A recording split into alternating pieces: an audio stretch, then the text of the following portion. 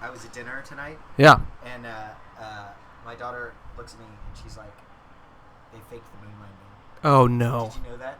Is this what Brooklyn schools are teaching our youths? This is what YouTube is teaching her. She watched 2 clips. One was about how 9/11 was, staged by the government. Sure. And yeah. the other is about how we faked the moon landing. Yeah. And your reply was? I was like, 9/11 totally real, but of course we faked the moon landing. Never happened. Well, I think the Chinese will tell us for sure, because aren't they sending like a satellite up that will be able to see the equipment we left there? Oh yeah, if it's really there. If it's really there, yes. Yeah. Hey, it's good to see you again. I know. Our plan is to record these every month, and we're like 6 months since the last one. The semi-annual podcast. Yeah. Family reunion. The last time I was over here, I was wearing like winter jackets and snow boots. That's right. Since you were here the last time, I think 10,000 people on Game of Thrones. It's true. That's the level of fictional casualties. Yeah, we record these once a Game of Thrones season, so we have like one more episode left. Jon Snow, he dies, he's resurrected. Oh my gosh. He's gonna die again. What a season, though. Can we just turn this into a Game of Thrones podcast? Yeah, because there aren't any of those. Nobody's doing a Game of Thrones recap podcast. Absolutely. Such a good season. So good. So good, man. I don't have anything to come back from that, so I'm just going to play the theme music, and then we're going to get going. All right, here we go.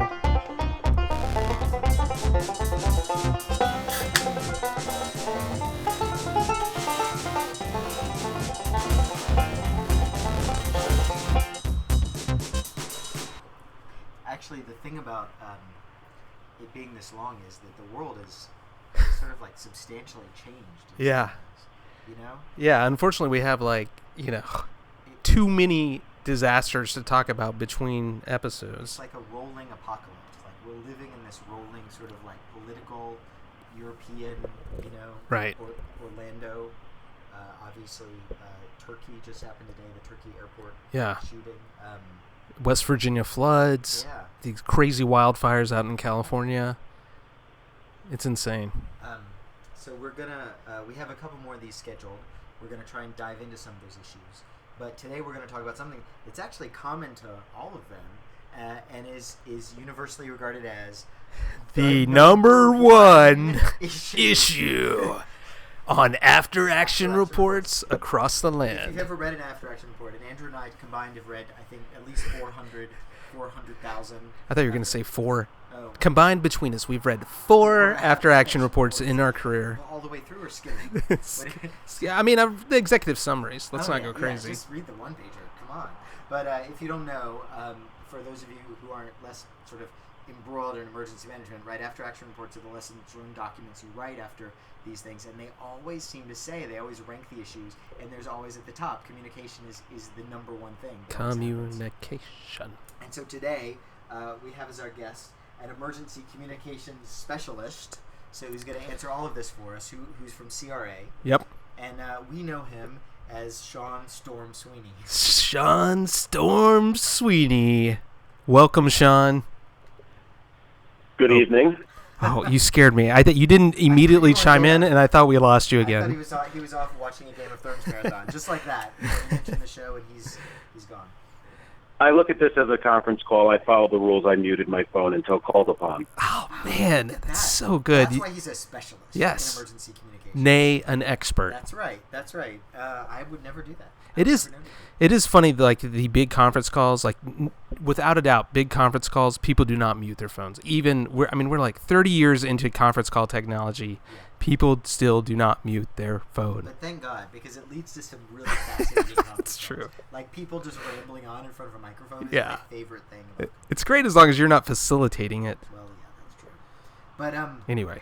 So we're gonna hit this in 2 issues, and I think this is gonna be good for people who are more public listeners and people who are more emergency management listeners, because this is the number one issue. We're gonna just keep hyping that. We need like a hype person to be like, we're number one. Number one, baby. We're going to talk about sort of the issues that the public can face when all these communication technologies we rely on suddenly disappear, and then look specifically at the first responder issues that we've got. So the first one, I'm just going to frame the first one, Sean, and then maybe you can walk us through it in a little more detail. We now rely on these cell phone networks. right?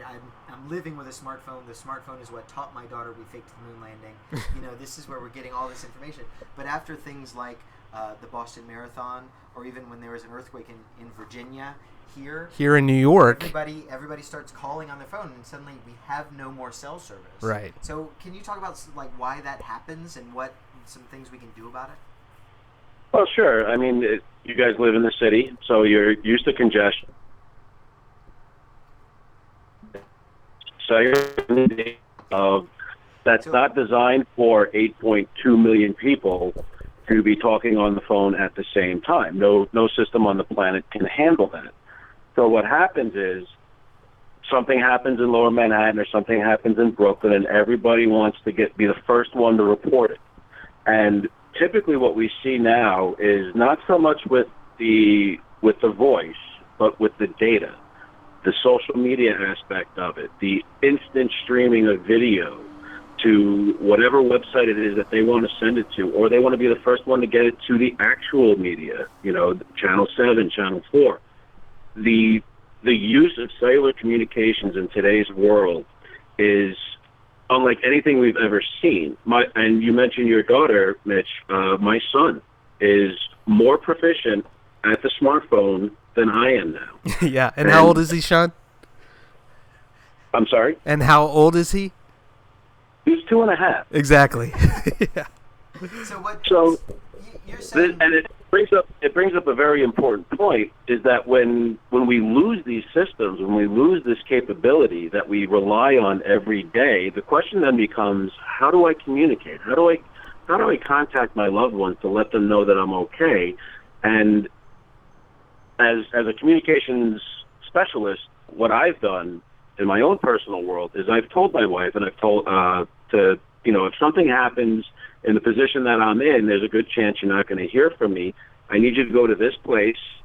It's further west from the city.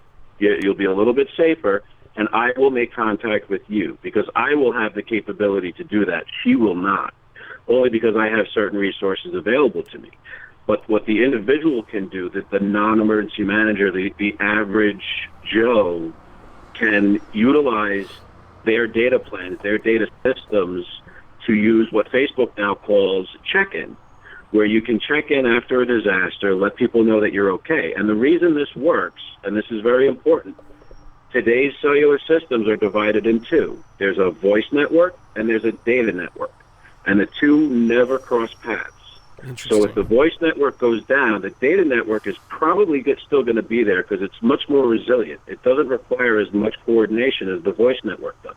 Well, can we just talk about, so when you say, so it's two networks, the voice and the data network, does the data network ever get overloaded? Because I remember being told, send text messages after disasters because they're packet-based and they're more likely to get through. But with things like people streaming video and periscoping at disasters, are we worried the data one is going to get congested as well? There's a concern, but it's not as in-depth as the concern for the voice networks, and that's for obvious reasons. If I'm an average Joe, I don't want to send a text. I want to hear my loved one's voice, so I'm going to try and call them. And that actually compounds the problem, because when the voice networks, they don't go down, they just get congested. They're not able to complete the call because they're overloaded. And once the call volume starts to drop, other people will be able to get through. And you're right, sending a text message during an emergency is the way to go because it doesn't use the voice network. The voice network is specifically for taking my voice right now, putting it into the phone sends the signal goes to the tower goes to who I'm trying to call. Imagine 8.2 million people trying to do that at the same time, whereas the data network, you're just sending bits and pieces. And it may take a while, it may not be as instant as it is right now, but at some point, it's going to break down that message into millions of little bytes of data and reassemble it at the other end. And again, the speed's not going to be that great, but it's still going to be there. It's much more resilient to inundation than the voice networks are. So yes, sending text messages is the way to go. And so I guess even better than a text message would be if you're on Wi-Fi and can use that to check in on Facebook or send a WhatsApp WhatsApp? I don't know why I said that weird. WhatsApp message, right? Like Wi-Fi won't get overloaded, right, Sean? Yeah, Sean, please tell us Wi-Fi. We're help fine. Wi-Fi is great, but what you need to think about continuity. They get onto Wi-Fi either from your home router, your home service provider, whether it's Time Warner or one of the other big ones. They're going to be inundated. Shout out to Time Warner. And their networks base their service all on data. So if you have Time Warner or if you have Cablevision, chances are you're using what's called voice over IP for your phone. Even though it looks like a regular phone, it's actually there's more technology to it than that. Right. But the thing to remember is during a disaster, those systems are also going to become inundated. So Wi-Fi, yes, if you have it, use it. Because not only does that give you a path of communication, it also alleviates some of the pressure on the voice networks so that first responders, emergency managers, executives can have those systems available for their use. So we've got data. So we've got use data, get on Wi-Fi. That's helpful. What about good old-fashioned copper wires? I don't have a landline anymore. I don't know. I tried to actually get a copper line phone. It's really expensive now. So it was like $70 a month or something crazy just to have a dial tone. Yeah. Is that? Yeah. Have people accounted for the fact that just doesn't exist anymore as infrastructure for residential use? I mean, I'll be honest with you. I don't know anyone who has a hard line coming into their home or any home phone because of the use of cellular technology. I do have access to a copper line. It's not in my house, but I do have a device where if I absolutely needed to, I can get onto a copper line and make a phone call. Specialist, right there. So but again, these are things that are available to me as my skill set. But to the average person, nobody is going to pay $70 a month to have a copper line installed in their home. So what they need to do is they need to establish a process, establish a policy within their family to say, this is how we're going to communicate if something goes down. And it's very important. It's extremely important. And you said it at the beginning of the show. Every after-action report cites communications as an issue. That's why I got into communications, because it's great job security, and B, it's something that we can really work to address, maybe not completely address, but get to the point where all first responders, all emergency managers are able to communicate. We'll work on the average Joe. Ironically, your cell phone is cutting. Yeah. Yes, and that comes from living in the suburbs. So then what other? I mean, I guess my worry is because this bottleneck issue that you're talking about. How localized is it? Like, how do cell towers work? If there's a disaster, and I'll just use the city as reference, in the Rockaways, is the Bronx going to be affected, or can the network sort of isolate different pieces of itself? Well, I mean, a lot of that is proprietary, but the general concept is there are multiple towers, cellular towers, in a metropolitan area that are designed to handle X amount of calls. If one of those towers goes down, if the cell phone is in the right spot or the towers are placed properly, it'll transfer that call to one of the other remaining towers. Now, that's only as towers start to fail. Where I am, I know for a fact there's one to the north of me and one to the west of me. If any one of those towers goes down, I'm pretty much out of luck. I still have data because I have my Wi-Fi. But the resiliency of the infrastructure in metropolitan areas, they pump hundreds of millions of dollars into these networks so that they don't go down. And, we say, the tower went down. It didn't go down. It just reached its capacity and can't accept anymore. It's going to push you off to another tower so that it can complete the call, because that's how cellular companies make their money, by you being able to communicate, regardless of how much you hate your cell phone provider. Right. So I remember during 9/11, I was in D.C., and I couldn't get in touch with anyone. Phone lines were jammed, and then all of a sudden, I get a phone call. It's a college buddy of mine from Dallas calling in, and through a long distance line, he was able to get in. Is that still the case that you might have a better chance of reaching someone long distance, or was that a factor of the cell network in 2001, whereas nowadays it's not that case? Well, my question to you would be: was he calling you from his cell phone on your cell phone, or was he calling from a landline? Yeah, I don't remember.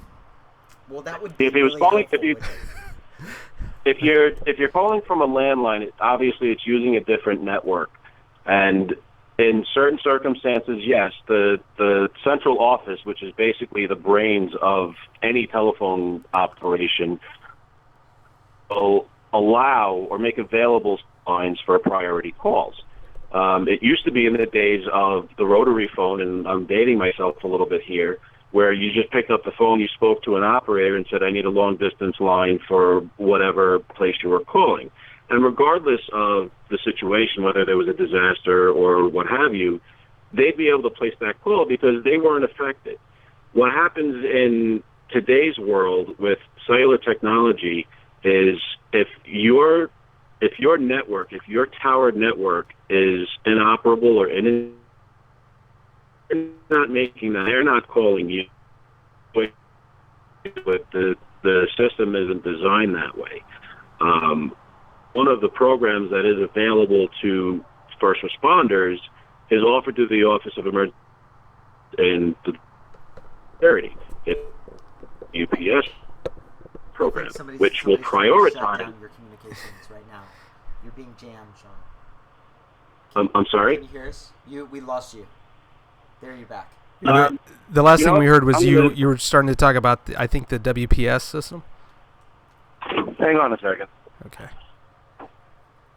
Well, let's, while Sean finds a better broadcasting spot, actually, that's a great segue to ham radio.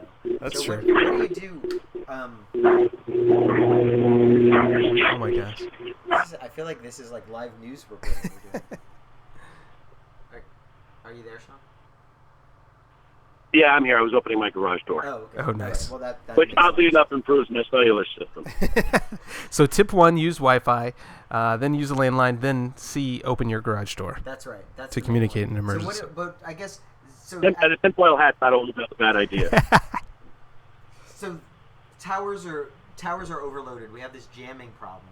So can people not trust cell phones? Like, should a normal person have other communications tools in their back pocket? I'm sorry. Like like a regular person, a regular family. The other tip 4 after garage door was give a place to meet, so you don't have to call someone. But I mean, should a family invest in something like a ham radio system or some other like CB communication or some kind of non-cellular? We like CB communication, obviously. Growing up in the South. Yeah. But are things like that worthwhile for people? I'm going to say no, only because of the amount of red tape that comes along with, say we'll use ham radio as an example. It requires a license. It's a lengthy process. It's a great hobby, don't get me wrong, and a lot of ham radio operators have personally helped me out in past disasters. But it's not something for the everyday person. It's not a family communications tool, unless you're a family full of ham operators, of course. But and even the use of CB radio, which is you can mock us for liking that. That's fine. Yeah, you don't get the distance to make it an effective communications tool. Locally, sure, they use them all the time at campsites. Those little mini Motorola walkie-talkies, they're great for that. But you're not talking miles away to try and get in touch with your loved one.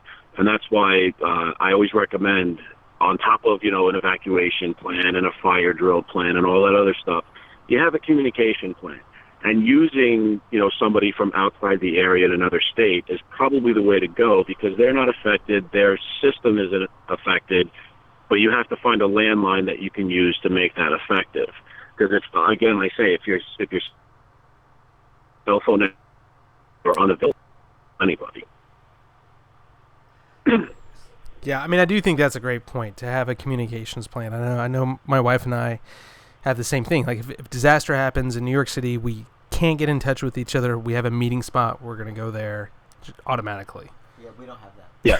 So you're saying I should... You should have that. I should figure that It's out. a low cost, Yeah. low risk mitigation. Okay. Where are you guys meeting? Is I it, like, can't tell somewhere you. cool, It's like classified. The River Cafe or something like Yeah, that? it's okay. I can't tell you. All right.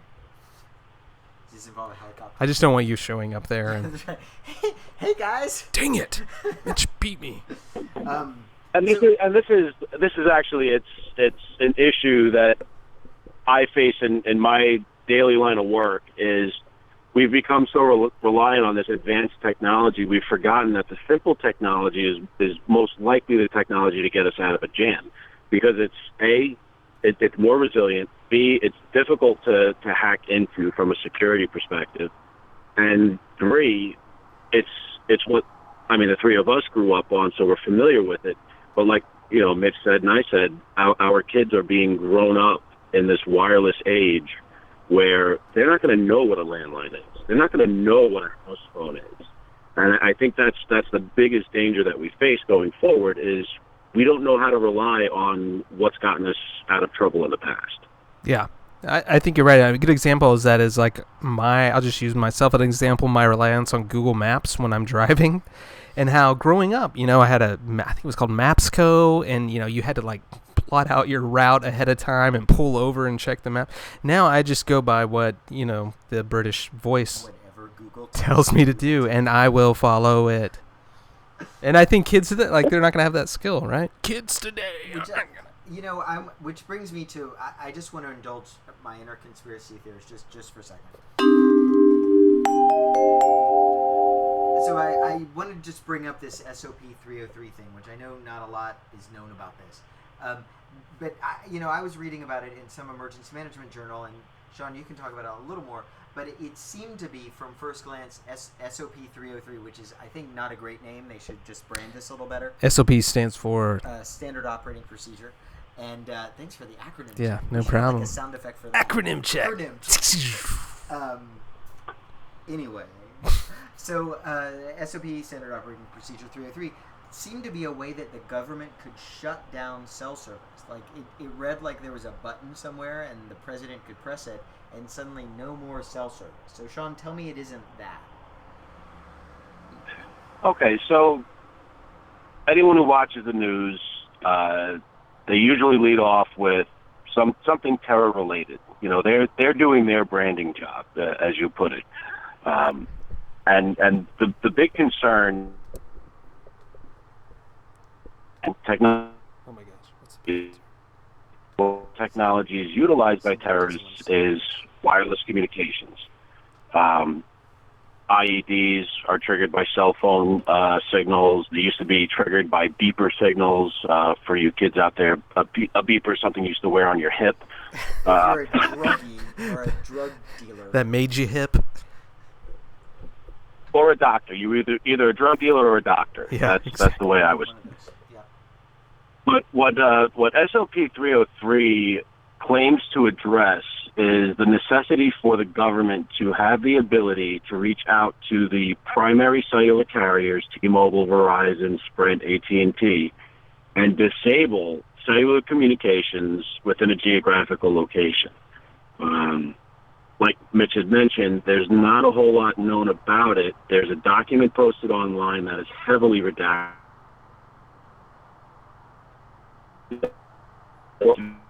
George Bush, Andrew's buddy, and what it does is it gives the authority to say, all right, there's something going on.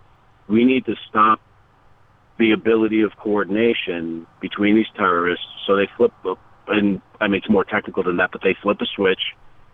They shut down cell service, and nobody has the ability to communicate. The good news there is that includes the terrorists. The bad news is it also includes everyone else who's trying to get in touch with law enforcement, with 911, to give more information as to what's going on. Active shooter being the buzzword, there's a lot of information that can be gained by people who are still alive within these scenarios to help special weapons and tactics teams to make entry, know where the hazards are, know where the shooter is. So this has never been used, right? Sean? Can't say for sure. Oh. Hello? Yep. Yeah, no, we can hear you. We're here. Oh, okay. As far as whether or not it's been used, there were some rumors that after the Paris, not the Paris attacks, the London, the underground bombing, July 7th, a few years back, there was a rumor that it was used in the tri-state area at the it hasn't been confirmed. There's really no way to confirm it other than people saying I couldn't use my phone in the tunnel, which back then wasn't really out of the question. Again, it's a highly classified document. Well, I shouldn't say classified. It's a privileged document that not a lot of people have access to. So that being said, as far as it being a tool for the government, we know that it exists. We know that they have the capability because we have proof that they can do much more with our cell phones than what we're aware of. So yes, it does exist. I think it's a good tool. I don't think it's a great tool. The last thing you want to do, as mentioned in these after-action reports, is limit communications during times of disaster. And that's pretty much all I can really say on it.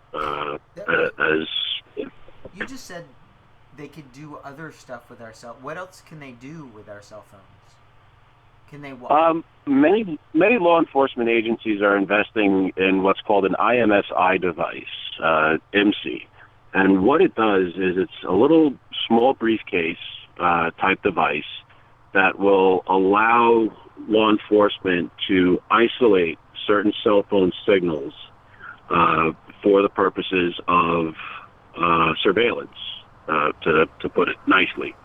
The controversy there is there's really nothing limiting or governing, for lack of a better term, the use of this device.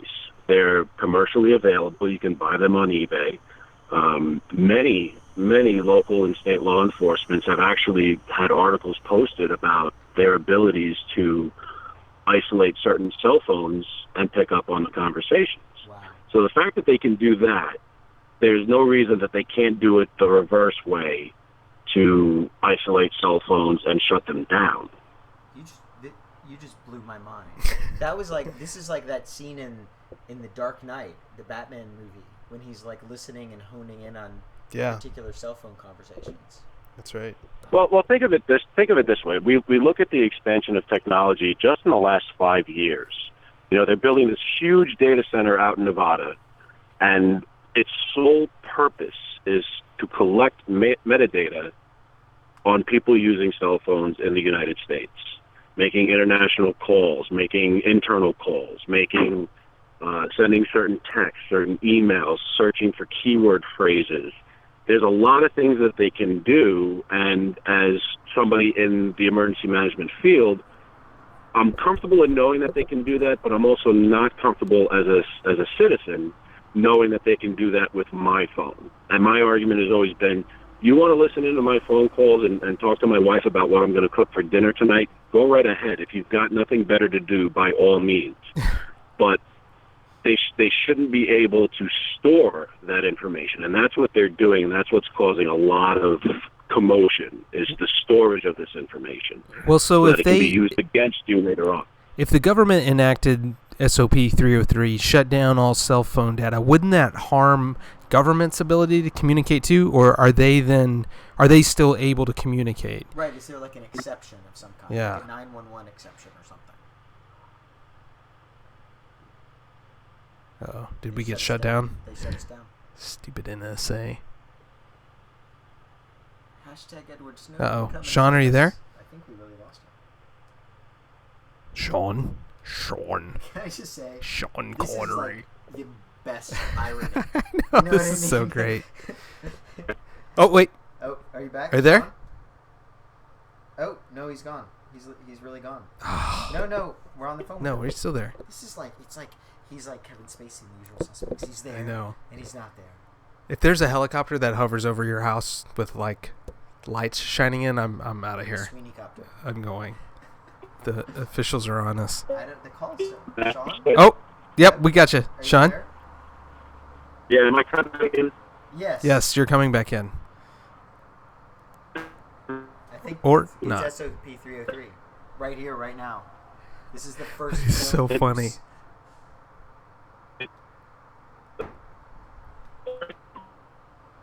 Nope. Sean. I'm gonna take this as a segue. Okay. Actually, while we try and reestablish contact with Sean, because the other thing we wanted to talk about was, we're talking about all the different ways the government interacts with the public, but the real reason this was the number one issue on all the after action reports is because of the way it's hard for first responders to communicate with each other. So there are a lot of examples of this. I mean, because it's in literally every after action report ever written. Right. But in Aurora, Colorado in particular, this became a feature of the news coverage for that. Certainly was in 9/11. The idea that especially police and fire needed both interoperable technological ways to talk to each other, but also they needed linked procedures and sort of a linked culture of different ways to talk to each other. Yeah, and I think that's more important than like the field officer, the field firefighter having the ability to speak to other agencies, right? I mean, that could get overwhelming for a person in the field who's got his one mission is trying to take care of a problem, then he's getting inundated with communications from another agency. Like, I don't think that's what we're going for, but it's at some level up the chain, you're able to coordinate the response, right? Yeah, no, that's totally right. And we talk a lot about interoperable communications, and people think it's equipment based, but it's more than that, right? It's really Exactly policy that reason. based, That's right? right. You've got to have policies in place to do it, and also people just need to know. One of my favorite things was reading some journal articles about this. This guy named Ronald Timmons wrote a piece in Homeland Security Affairs that was called "Interoperability: Stop Blaming the Radio." And one of the major things he blamed was lethargy. He said that that because you're trained on your equipment, people have this general lethargy over the need to institute special operating policies for these disasters. They just didn't want to do it, and so nobody would work on addressing this issue. It's a great point because it's always easier. Just say both of those. Okay, it's more easy and easier to request, like if you got a grant for emergency management funding, to request funding for equipment and gear, something tangible that you can get, than it is to we need an SOP for how to communicate better with our partner agencies. I mean, it's just difficult to get funding for those things and difficult to implement. The funding is really biased towards equipment. That's totally right. It's any time that you can pitch a new shiny system, right? You're much more likely to get it than anything that's procedural. And also probably those in emergency management like ourselves, if you have a choice between you get this new shiny piece of equipment or you get to spend 6 months writing a procedure, there's 6 months writing a procedure every time. Yeah, I mean, it's just awesome. Especially if you can do 20 drafts of it. It's really awesome. How funny is it though? We're talking about the government's ability to shut down communications, and we lose Sean. That's right. At that moment, I'm frantically trying to reestablish contact at the same time we're talking about yeah. how you frantically. Your ability to multitask here is amazing. That's we should be periscoping this right now. You're talking about special communication studies while you're entering phone numbers into the computer, while you're checking our levels. It's and this is the other thing I think that it's good to bring up, which is we in government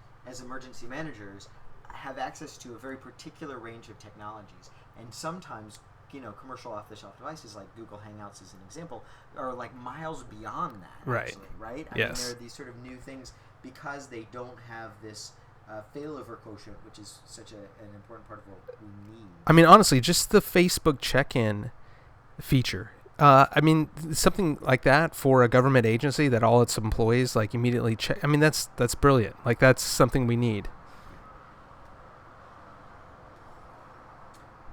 All right. Pause. I think I'm gonna have to pause this while we figure this out. Pause the recording. We've never done this before. I know. We don't know what's gonna happen. All right.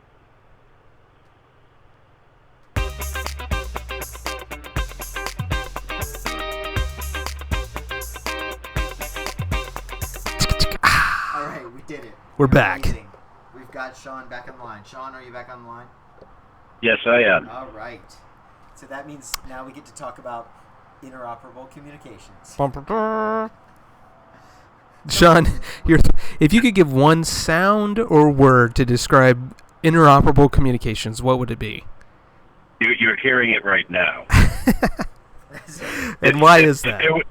If there was ever a more politically charged issue in emergency communications today, it's interoperable communications. Yeah, this is another thing you see a lot on after action reports, right? Is that the need for interoperable communication. So what do people mean when they say that? Well, it depends on who you talk to. To me, what interoperable communications means is having the ability to communicate with people who are responding to your incident or the people who are hosting the incident that you're responding to. That doesn't necessarily mean two-way radios. It could be cellular. It could be two-way radio. It could be any form of communication. Having that ability to transmit information and receive information with multiple people, both simultaneously and instantly. Other people you talk to, it means spending hundreds of millions of dollars on a radio system that doesn't work and no one else is allowed to talk on unless you give them permission. And that's where the politics really comes into it. As a former radio system administrator, what I can tell you is the amount of money that's invested in these infrastructures, you really want to do everything you can to protect it. And the only way to really do that is to limit access. So you take a trunking system, which is very popular these days. City of New York utilizes it. Pretty much every major metropolitan area in the country is using a trunk system of some sort. And what they do is they lock it down. Sometimes they're encrypting them to prevent people with scanners from listening in. But what they do is they sell it to their governments as a means of interoperable communications. And there's a lot of falsehoods there, and I'll try to touch on as many points as I can without running out of battery. Can you just before I don't even, what is a trunking system? I've never actually figured out what a trunking system is. Is there a way to? So if you look at the walkie-talkies that you played with as a kid, you know, it's what's called line of sight. It's point-to-point communications. I can see you, you can see me. The radio can talk to the other radio. Then there's what we call a conventional repeater system, which uses a tower similar to a cell tower, where it will receive that signal, amplify it, transmit it again to 10, 15 miles away to the other person who's trying to hear what you're saying. Okay. Then there's a trunking system, which basically uses computer algorithms to use 10, 15, sometimes 20 different channels, and tells the radio which channel it's going to use, tells the other radio what channel it's going to use to receive the signal, and the computer will determine the correct path, so that you can have tens of thousands of users on the same system, but only using 20 different frequencies. It was designed as a way to make frequency use more efficient. As technology grew, as the major telecommunications providers grew, they got what's known as lobbyists. Lobbyists. What are lobbyists? Lobbyist, huh? Sounds cool. There's your term for this little segment. What they did was they lobbied the FCC, the Federal Communications Commission, to say, hey, look, 9/11 happened, Katrina happened. Everyone's saying that they can't communicate. Let's set up these protocols and these restrictions that everyone has to abide by in order to get federal grant money. That's how interoperable communications became what it is today, where people think that they need to go out and spend millions of dollars on a radio system for it to be effective, for other people to be able to talk to you. It's just not true. Interoperable communications in the simplest form is having one channel for everyone to go to coordinate a response. And you can have other channels so that you don't have 50,000 people talking on the same channel, but there has to be a plan, a communications plan. In the ICS world, it's known as the ICS 205. And what it does is when you respond to an incident as a first responder, whether it's a local, state, or national incident, you're given this document. It tells you what channel you're going to be on and who you're going to be reporting to. And that's all you need to know. In the early days, literally September 18th of 2001, interoperability was believed to be, if I'm in New York City, I should be able to talk to a firefighter or a local police officer in Virginia. That was how it was being advertised by certain, I won't name names, certain vendors in the communications world. And it just isn't true. There's no need for me to talk to a firefighter in Virginia. If I'm responding to Virginia or, say, West Virginia because of the flooding that they're having, I need to make sure that I have the capability to speak with them when I get to their location. And that's what interoperable communications is supposed to be. So, all right. So what's the difference between a really sophisticated radio system like that and a cell tower setup? Like, these radios are getting so advanced. Are they any different than these cell towers that we were talking about? Like, what's the main advantage to a radio system at all? Well, it all depends on the concept of operations. How is this system going to be used, and what is it going to be used for? In New York City, they deploy a very what's the word I'm looking for? A very advanced trunk system, because they have so many different people that they have to cater to. They've got the fire department, they've got the police department, they've got the Office of Emergency Management, they've got DEP, they've got the Department of Transportation. All these different agencies with a buy-in for first response on one system. And the system was built correctly. It was built in a way that allowed for expansion without having to add additional equipment. The system, the cell system that we were talking about before, the repeater system, is really designed for local use. So in my town, we employ a repeater system. The fire department has one channel, the police department has another channel. We can still talk to each other, but we can get out of each other's way also. It's a very inexpensive system. It meets the needs of what we're here to do. If we were to put in a trunk system here, it really wouldn't benefit us because we don't have that many people talking. In the city of New York, the city of New York has 40,000 people with a portable radio at some point trying to communicate, and the system works. And this system is never going to get knocked down. Like, these radio systems are there. We can count on them in any kind of disaster. Yeah, they don't get overloaded. I don't use the term never. I like the term unlikely. It's good emergency only because management. I've seen multi-million-dollar systems. Commonwealth of Pennsylvania is a perfect example. They spent close to $500 million on a statewide radio network that failed miserably. It was top-of-the-line equipment, the best technology that was available at the time, and the system failed because they tried to use it for something it wasn't designed to do. And again, it comes from the misconception of what interoperable communications is. They wanted to be able to talk to from Philadelphia to somebody in Williamsport, which is out in the way out in western Pennsylvania.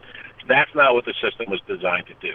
It was designed so that if you were anywhere in the state or in the Commonwealth of Pennsylvania, you could turn on your radio, have access to the system, and speak with an emergency dispatcher.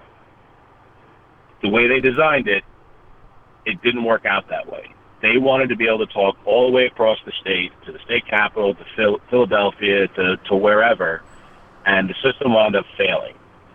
Whereas I've seen systems for less than $1 million in a minor metropolitan area, like, say, Indianapolis a couple of years ago. They were on a conventional, not very sophisticated radio system, but it worked great. Unfortunately, they had to transition away from it because they wanted federal funding, and in order to do that, you had to buy one of these high-priced manufactured systems. And it's unfortunate that it was sold that way, because I think it could have saved them a lot of money and a lot of hair loss. So the bottom line is think through what communication system you need and what will be beneficial in an emergency before you purchase that $1 billion or $500 million system. Right, billion. And in the New York City area, there's actually committees that have spent years researching, conducting tests to see what system's going to work the best for everybody, not just New York City, but northern New Jersey, parts of Connecticut, going all the way up to the Capital District in Albany, to make sure that not so much spending the money correctly, but that they're getting equipment that's actually going to perform the task that they need, and that's to be able to communicate should we be faced with another 9/11 type incident. And yes, a lot of this stuff is reactionary. It all came out of 9/11, although there were communications issues before that. No one's going to doubt that. But September 11th brought communications to the forefront to the point where they're still doing studies and writing articles on the failures of the communication system on that day. And the unfortunate part about that is the World Trade Center supplied 95% of the wireless communications for most of Manhattan. And when that tower came down, the one with the big giant antenna on top, when that came down, everything went down. Yeah. So, Sean, where do you see emergency communication going? Like, what technologies do you see on the horizon? What's the next kind of big thing to affect the industry? The next big thing is going to be, I probably can't get too deep into it, but voice communications is always going to be the primary form of communications in an emergency. No firefighter is going to be sitting there putting a fire out and checking his smartphone to see if he got a text from his chief about what to do or next. Tweeting his chief what just happened, right? Yes, and in fact they try to stay away from that because of social media policy, but we'll talk about that in your next podcast. The use of voice communications is always going to be there. The question is, how are we going to improve it? How are we going to get to that next step, whatever that next step is?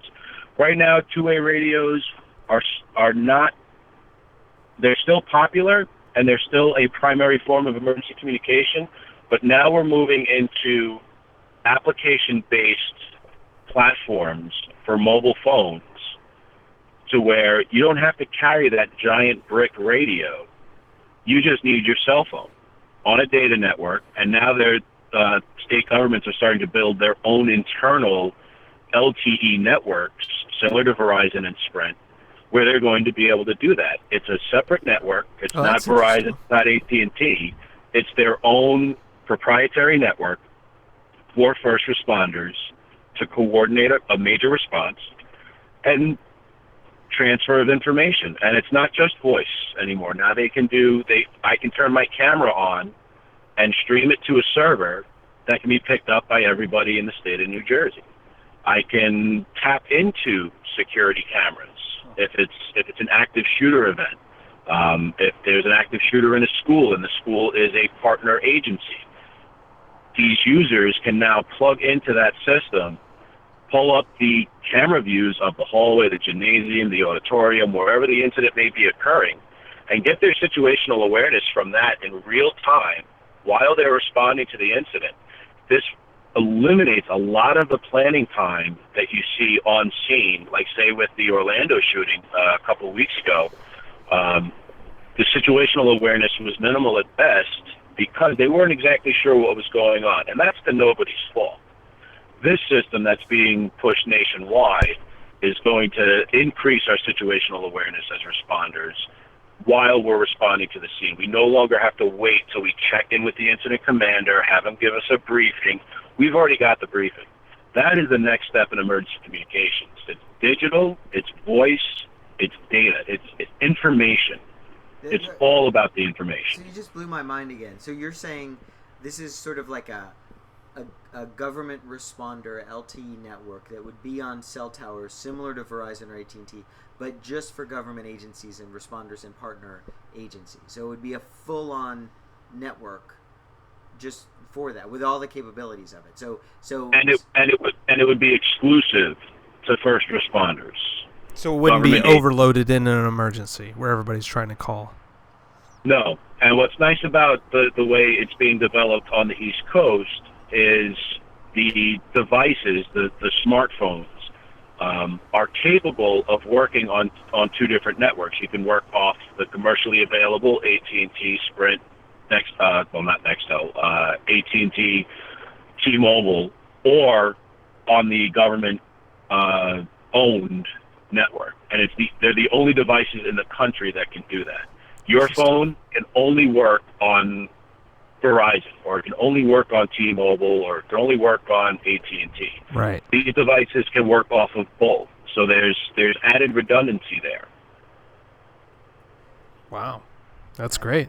I look forward to this. Would that get rid of radios? Like no more radio lessons? I mean, would everybody be sort of full on smartphone all the time?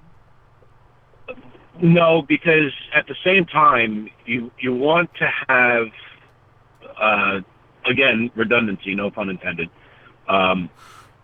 These things run on batteries. You may not be within reach of a certain tower that's carrying your network.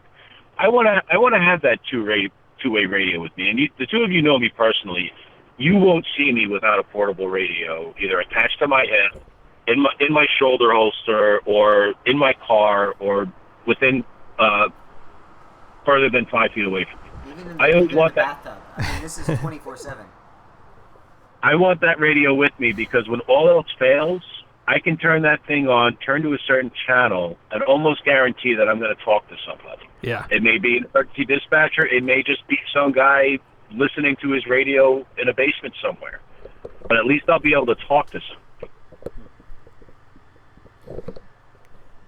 So, yeah. So that's probably a good place to wrap up. I mean, it's amazing, right? Yeah, it's incredible. Especially the SOP 303 stuff and this future tech stuff. I mean, communications is this vast network of stuff. I mean, I think this was actually really educational for me personally. And it's ever changing, and ever growing, and ever improving. It's like life itself, like the tree of life.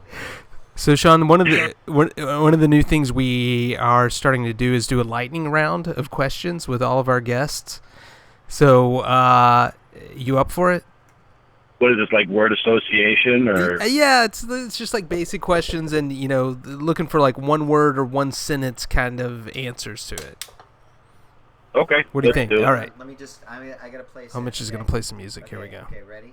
We're gonna do it. We're gonna do it with this.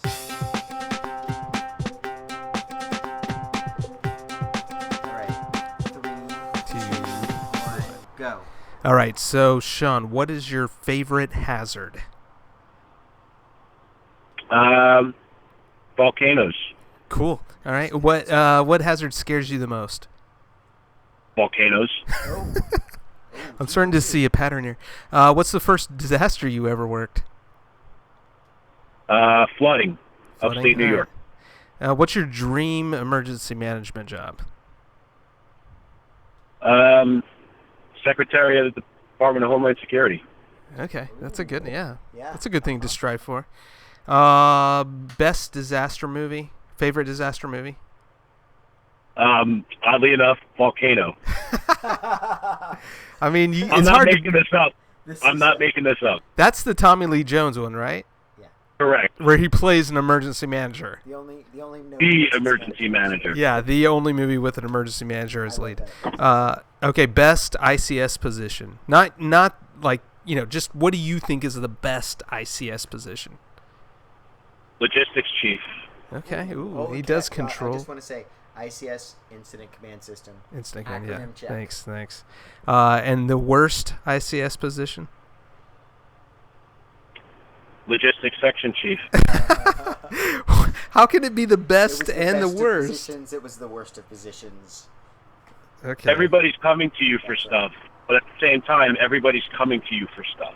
Yeah. They say Okay. The operation doesn't move on without logistics. All the real geniuses of this stuff are in logistics. That's true. Somebody said that. So best emergency management acronym? Real or made up? You can make it up. If Tommy Nobody Lee would Jones know. would have said it, you can say it. My favorite made-up acronym is the Federal Acronym Research Team. That could also be my dream EM job. Oh yeah, So- that's right. You've always wanted to be a FARC. And the last one is your favorite piece of EM gear. I think I know the answer to this, but Well, I really like that tack vest, but I'm going to go with my radio. the radio. Awesome. Well, thanks so much for coming on the podcast, Sean. This has been a long time in the planning, and we really enjoyed the conversation. If people want to contact you or follow you, are you on Twitter? Are you on Facebook? How can people get I a am hold on of you? Twitter. I'm rarely on Twitter, but you can find me at OEM Guru for Life, the number 4, the word life. That's awesome. OEM Guru for Life. That's great. But yeah, if anyone has any questions for me or for the show, I'm sure Andrew and Mitch will reach out to me to get them answered. I have no problem with that. And it's been great talking to you guys again. Right. Great. Thanks, Sean. Thanks so much, Sean. Talk to you later. Take care. That was amazing. Yeah. I really, especially him going in and out, you know. Yeah. But As soon as also- we're talking about the government shutdown plan. That's right. But I really, And that's what I figured. I thought it was those neocons listening in from Utah. That's right. we still got to do the outro. You want Oh, to do it? Tell yeah. us people the phone number to call. I I got it. I don't have the phone number That's actually, me. but if you have a question for us, you can tweet at us at Hazards Podcast. You can call our voicemail, leave us a voicemail, a question, tell us how emergency management has affected your life. And tell us what we should ask our next guest in our lightning round. Yeah, tell us what you'd like to hear. It's the phone number is 859-429-2731. Call us, ask us a question, we'll answer it on the air. And I'm gonna go watch the entire 6 seasons of Game of Thrones now. And I'm gonna watch Volcano. Don't mock me.